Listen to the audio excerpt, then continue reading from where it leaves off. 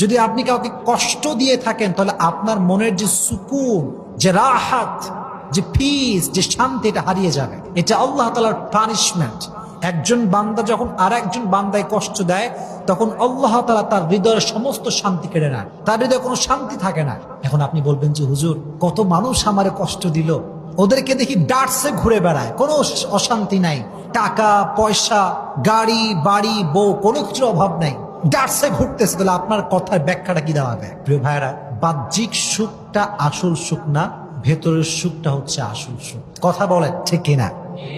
আসল সুখ হচ্ছে ভেতরের সুখ। পিস অফ হার্ট যার নাই, পিস অফ মাইন্ড যার নাই, তার পুরো পৃথিবী থাকলেও তার কোনো কিছু নাই। That means if you have the peace of heart, then you have everything, and if you do not have the peace of heart, then you have nothing. মনের প্রশান্তি যার নাই তার কিছু নাই রে ভাই, এটা মারাত্মক বড় জিনিস।